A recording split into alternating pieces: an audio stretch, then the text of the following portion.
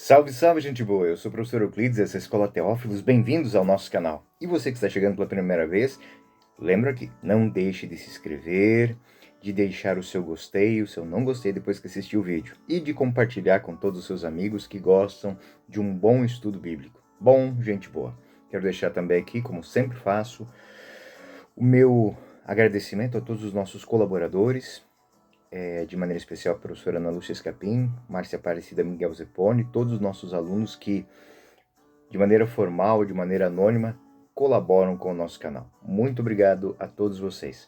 Bom, gente boa, nós estamos na 23ª lição, nós estamos na segunda lição sobre a viagem de São Paulo, a segunda viagem de São Paulo.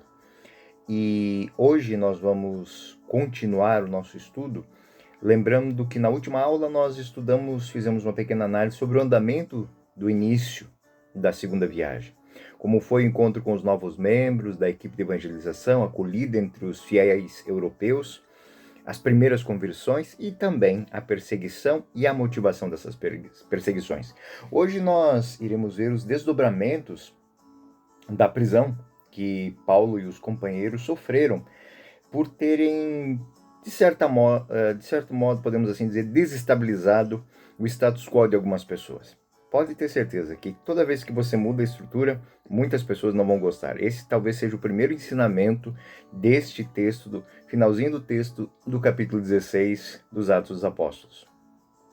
E como Deus soube usar deste momento de tribulação para gerar graça, para gerar libertação. Então, o tema que nós vamos abordar hoje é os desdobramentos dessa prodigiosa libertação dos apóstolos. Por que prodigiosa? Bom, meus caros alunos, porque São Lucas insere esse texto dentro dos Atos dos Apóstolos como uma noite de libertação. Podemos assim dizer, parafraseando, é uma Páscoa. Eu já em temáticas anteriores, eu disse que São Lucas está particularmente interessado em criar paralelos entre as ações de Pedro, o apóstolo, e de São Paulo, apóstolo. Então, ele já contou para nós, lá no capítulo 12, a libertação prodigiosa de Pedro. Agora ele vai contar aqui no capítulo 16 a libertação prodigiosa de Paulo. É a Páscoa do apóstolo. São eventos que ocorrem à noite, são eventos noturnos, de revolta, de abertura. É a participação do apóstolo no mistério da morte e ressurreição de Jesus Cristo. É no momento em que o libertador se permite ser acorrentado pela fidelidade ao evangelho e ele é libertado por Deus. Então nós temos isso. Isso aconteceu com Cristo, isso aconteceu com Pedro, isso aconteceu com Paulo. É um paralelo muito bonito da gente entender. Talvez esses detalhes, pela magnitude do evangelho, muitas vezes não são claras para os senhores. E para mim, foi fruto de muito estudo conseguir ver esses pontos, essas ancoragens de apoio teológico. Bom, como nós vimos na última aula, São Paulo libertou aquela garota e por libertá-la, agora ele está preso. Ele concorda em morrer, em perder a sua liberdade. Contudo, é neste momento que Deus intervém. O terremoto, ele representa, de fato, a intervenção transcendente de Deus, que perturba estrondosamente quem escraviza e liberta silenciosamente quem defendia a liberdade, a graça, o amor, a paz. Ou seja, aqueles que estão sendo oprimidos em Filipos, os filipenses. São Paulo e Silas estão em oração naquela noite. Cantam hinos a Deus enquanto os prisioneiros estão ouvindo. Então, eles estão ouvindo a palavra de Deus. E a palavra de Deus, ela tem uma ação universalizante. Eles são serenos, eles estão confiando, estão fazendo com que aquelas outras pessoas também confiem. Paulo e Silas confiam a sua vida a Cristo, ao Senhor. E naquele momento, como nos diz lá Atos 16, 26, de repente, de improviso, um terremoto veio tão forte que as fundações da prisão foram abaladas. Imediatamente, todas as portas se abriram e as correntes de todos foram soltas. É uma intervenção forte. Ela significa a manifestação de Deus, a quebra do jugo do mal, a quebra das correntes que liberta os prisioneiros. É bom a gente ter esse fio de condução. Então, o fato é contado, mas Lucas direciona para que a gente entenda qual é, teologicamente, a grande ideia por detrás disso. Além disso, nós devemos ler o episódio como um símbolo, né? Um typos, um símbolo que de fato é significativo da intervenção de Deus, que liberta o prisioneiro do mal. Os prisioneiros de si mesmos, muitas vezes, o pecado que está dentro do indivíduo. Prisioneiro de estruturas morais, de estruturas mentais e de estruturas do mal, as ditas estruturas pecaminosas. Como era, de fato, aquelas estruturas que subjugavam aquela escrava a usar algo que ela não queria, que lhe fazia mal, mas que era fonte de ganho de muitos outros. E alguém pode dizer, mas isso não existe. Existe sim. Quantas pessoas são escravizadas no nosso mundo de hoje? Escravizadas moralmente, ideologicamente, fisicamente. Quantas pessoas estão escravizadas a viver um tipo de vida porque elas fazem parte do discurso de outras pessoas? É o discurso da pobreza, da incapacidade, da rejeição, do medo, da angústia. E vamos mais além. Quantas pessoas no mundo, pelo mundo, são escravizadas sexualmente, a nível de trabalho, a nível de opressão mesmo, dentro das suas próprias casas, muitas vezes, para manter a boa vida de pessoas? Quantas sociedades, quantos países têm governos que oprimem, que enganam, que mentem, que traem? Isso tudo está no final do capítulo 16. Nós vamos entender exatamente o que acontece do ponto de vista da graça quando existe um grupo de cristãos que confia em Deus e vai mudar a estrutura. Então é isso que São Lucas quer apresentar aqui. Não é apenas um detalhe. É muito bonito porque São Lucas, ele nos dirá algo muito interessante, que haverá uma relação entre o fato de que os prisioneiros estavam ouvindo a eles e o fato de que aqueles que ouviram também foram libertados. Eu salientei a palavra no versículo 26, todos. A palavra liberta todos, em vários graus, mas ela liberta todos. É um novo detalhe que, aí sim, nós podemos dizer que não se enquadra no episódio paralelo que existe na libertação de Pedro, onde apenas Pedro foi libertado. E não há uma menção de outros sendo libertados, nem mesmo de ouvir as suas orações. Aqui, através das orações de Paulo e de Silas, os outros que ouviam aquela palavra também foram libertados. A todos houve o momento de libertação.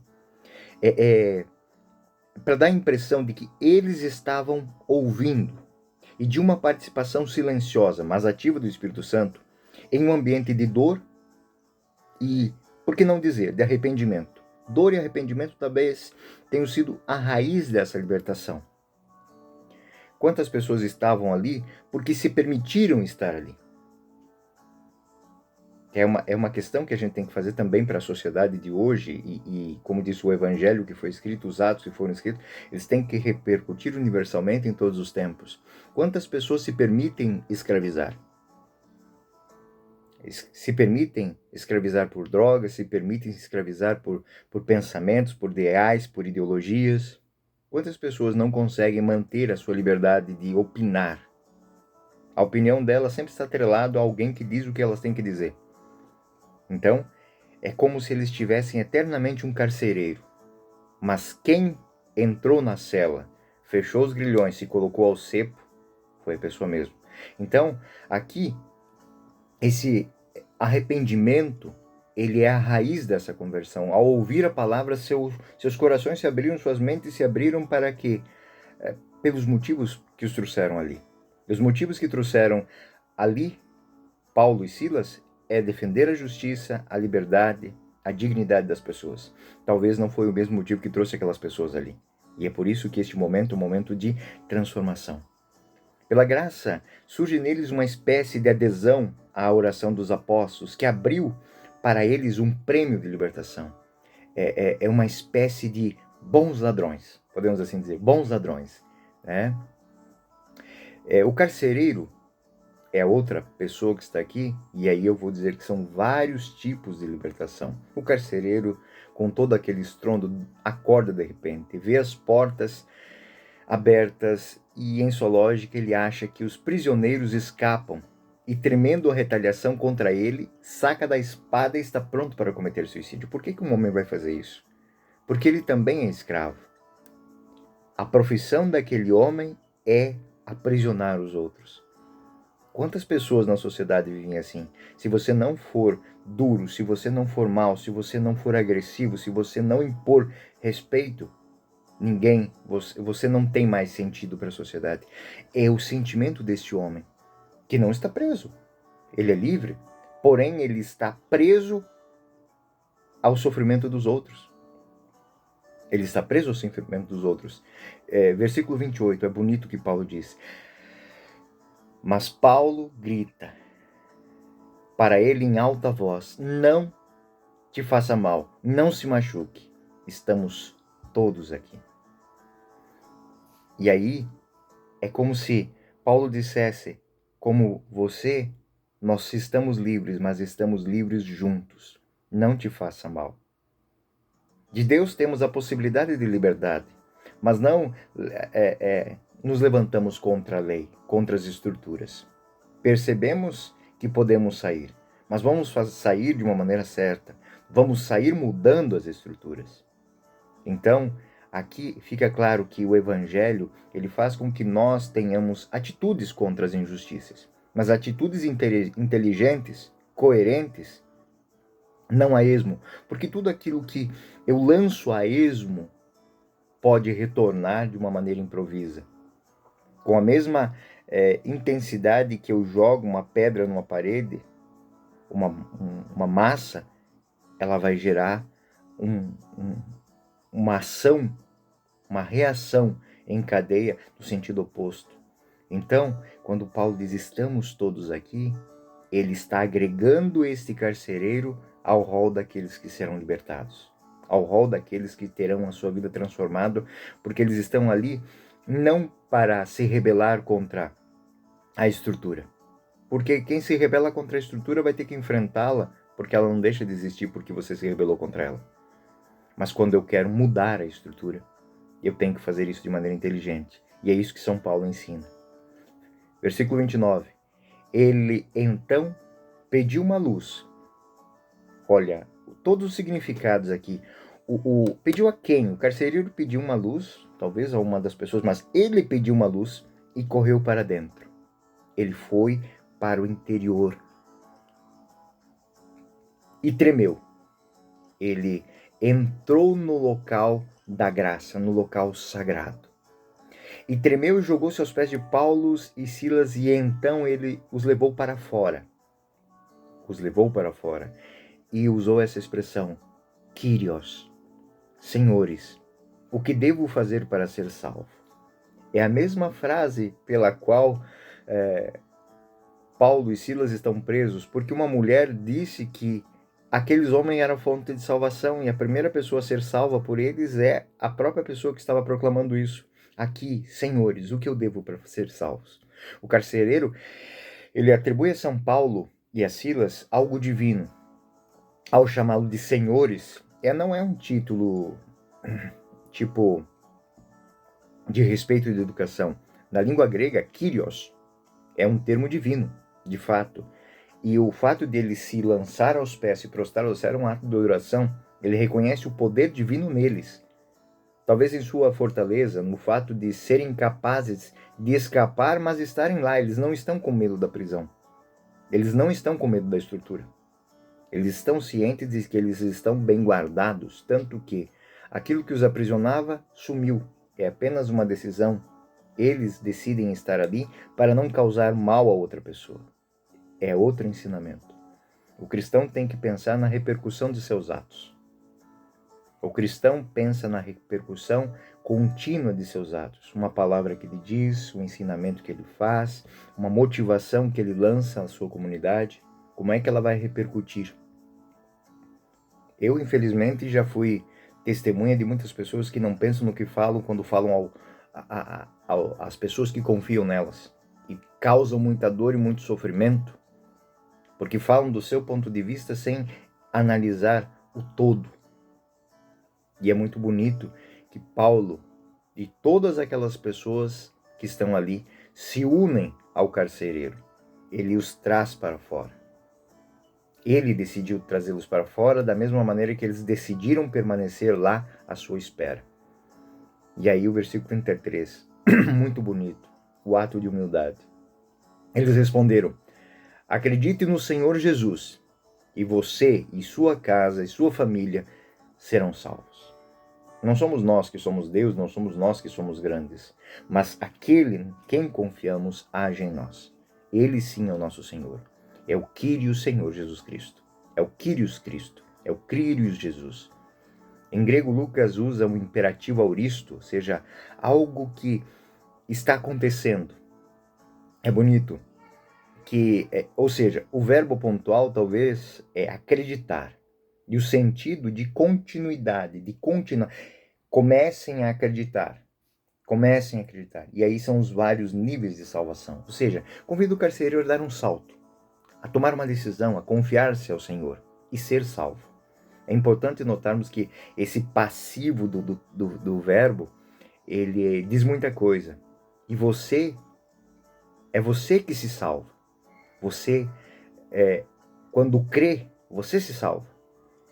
Você se salva porque você já está salvo. Porque a salvação entra na tua vida, na tua casa, nos teus pensamentos, nas suas intenções. Ou seja, o momento que faz o ato de fé é o momento em que cada um se confia a Deus. E é neste momento exato que ele se salva. Porque a partir dali ele não segue mais sozinho. A partir dali ele segue com Cristo. E temos outra forma sintética da pregação de São Paulo, da justificativa pela fé. Nós vimos isso na outra aula, mas vemos aqui de novo. Somos justificados não em virtude das obras da lei, mas com base na fé em Jesus Cristo. E a proclamação é bonita. E proclamaram a palavra do Senhor para ele e para todos na sua casa. É um querigma transformador.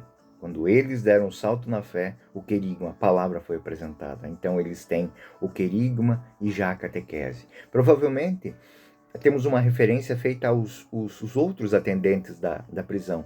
Ou seja, não foram só os presos que foram salvos, mas foi o carcereiro, foram todas as pessoas que estavam ali. Não diz que as pessoas que estavam nas cadeias foram embora, mas elas receberam Jesus Cristo e vão fazer o seu caminho de salvação paulatinamente. Eles estão proclamando a palavra. Naquela mesma noite, e já com essas palavras, uma proclamação, uma síntese do Evangelho. Acredite no Senhor Jesus e você será salvo. O versículo 33 e 34 vão trazer esse pensamento. Ele então levou na mesma hora da noite, curou suas feridas e imediatamente os batizou. E todos, juntamente com todos os seus. Então, os trouxe para a sua casa, os colocou à mesa e com muita alegria ceiou com eles, né?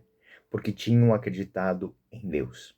Há uma mudança perceptível do início, né?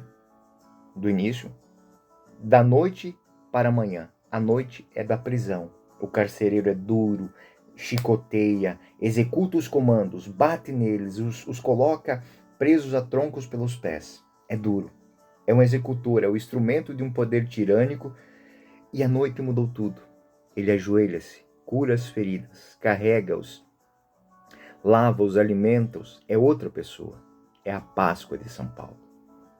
Na noite, o Cristo, ele é preso, perseguido, açoitado. Ele é morto. Tanto que o momento se faz noite. Mas na manhã, tudo é novo, tudo se renova. É São Paulo quem foi entregue ao carcereiro e na manhã é o carcereiro que se entrega a São Paulo. Paulo, na verdade, permanece na prisão até a manhã seguinte. E aí o versículo 35 vai dizer que não são só os presos, não é só o carcereiro, mas toda a estrutura tem que ser modificada. Toda a estrutura daquela cidade vai se modificar a partir dessa atitude convicta de um cristão autêntico. No dia, os magistrados, sabendo que havia razão para mantê-lo na prisão, enviaram guardas para dizer: libertem esses homens. O carcereiro anunciou essa mensagem a São Paulo. Os magistrados ordenaram que eu o soltasse. Então, vocês podem sair e ir em paz. Neste ponto, São Paulo usa do conhecimento do direito que ele tem, porque ele é um cidadão romano, né? E se concentra em expor seus direitos que lhe foram vilipendiados sem motivo. E aí, Paulo vai colocar algo que é terrivelmente transformador. O costume daquelas pessoas era julgar a pessoa pelas aparências, era simplesmente pegar as pessoas porque não eram da cidade, não eram daquela região e jogá-los na cadeia. Mas São Paulo vai fazer uma coisa que vai transformar também isso. Vocês bateram em nós, e aí o versículo 37 vai ser muito interessante. Vocês bateram em nós, vocês fizeram um abuso grave, porque somos judeus. Na verdade nós somos judeus, mas também somos cidadãos romanos, e portanto não poderíamos ser tocados. Teríamos que ser respeitados pelas regras do direito penal romano. Então vocês cometeram um sério erro. E se vocês estão dizendo que eu não fiz mal nenhum, quem fez mal foi vocês. Vocês nos jogaram na prisão sem julgamento e agora nos fazem sair secretamente. Né? Vocês não querem assumir o erro de vocês. Nós não vamos sair da cadeia se vocês não pedirem desculpas. Mais ou menos é isso que o texto vai dizer.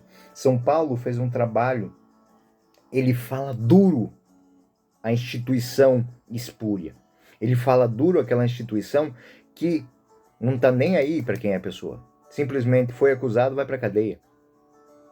Eles apanharam, eles foram presos, eles foram torturados e os guardas estão aterrorizados. E eles levam aos magistrados o que Paulo diz. Eles são cidadãos romanos. Cidadãos romanos. Sim. Mas vocês nos disseram que eles eram judeus sujos, maltrapilhos. Sim, eles eram judeus sujos e maltrapilhos, mas também são romanos. Eles são judeus romanos. Se por um lado eles têm direito, por outro lado eles não têm direito nenhum. Como judeus eles não tinham direito nenhum, mas como romanos eles têm todos os direitos. E agora, por não ter feito um julgamento, não ter feito perguntas, não ter inquirido, simplesmente ter aplicado uma lei cega, os magistrados estão aterrorizados. Por quê? Porque eles podem perder tudo o que eles têm. Se vier a autoridade romana ali, eles podem perder tudo, eles podem ir para a cadeia, eles podem, inclusive, passar pelos mesmos tormentos que Paulo e Silas passaram. Eles estão assustados, eles também mudam. Eles também mudam a sua maneira de pensar. Talvez nunca mais corram o risco de fazer o que eles fizeram dessa vez. E eles vão e se desculpam. Eles vão até a cadeia, fazem sair publicamente, reconhecem que estavam errados e imploram para deixar a cidade. Eles não os jogaram para fora, mas pediram que eles, com cortesia, fossem para outro lugar. É neste ponto que Paulo e Silas e Timóteo têm a cortesia de sair, só depois que foram restituídos na sua dignidade. Eles foram para a casa de Lídia e foram recebidos pelos irmãos, e aí é bonito. Eles exortam os irmãos, eles acalmam os irmãos. E agora, para nós que somos já bons exegetas, deduzimos que Lucas parou em Filipos, porque ele vai citar Paulo, Silas e Timóteo. Eles partiram em 3. Provavelmente, Lucas permaneceu como chefe da comunidade de Filipos, aquele pequeno grupo de cristãos que tem São Paulo, a quem São Paulo vai escrever depois a carta aos Filipenses. Lídia e sua família, o carcereiro e sua família, alguém que, entretanto, veio à fé provavelmente também foi o próprio Lucas. Lucas viu o poder da ação do Espírito Santo. Então ele se torna líder daquela comunidade. Bom, a síntese da aula de hoje é esta. Onde passar um cristão autêntico, tudo vai mudar. Na sua casa, no seu trabalho, na sua escola, na sua comunidade, tudo vai melhorar. Mesmo que paulatinamente e de várias maneiras na vida de cada um. O tema de hoje mostra que tudo mudou em Filipos, tanto para os escravos quanto para os senhores, tanto para os cidadãos quanto para os estrangeiros, tanto para os poderosos quanto para os prisioneiros. Todo mundo mudou. A justiça mudou. Ela passou a ter como fonte o cidadão, em sua dignidade, e não mais na dignidade do acusador.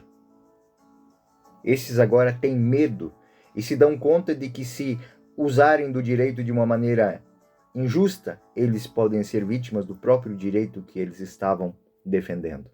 Eles podem se tornar objeto de punição, porque eles não têm direito de ceder, nem de infringir e nem de trair a justiça. Bom, na próxima aula nós iremos estudar a evangelização da região de Tessalônica, no capítulo 17, pelos 3 evangelistas. Bom, sigamos o nosso caminho, sabendo que Cristo vai à nossa frente, o Espírito prepara os nossos caminhos e continua nos confirmando. Não somos cristãos de segunda categoria porque vivemos no tempo de hoje. O mesmo Espírito que recebemos no batismo é o mesmo Espírito que Lídia, que o carcereiro recebeu. Então, que nós façamos esses dons frutificarem no meio da nossa sociedade. E sejamos nós os autênticos evangelizadores que fazem com que as estruturas mudem.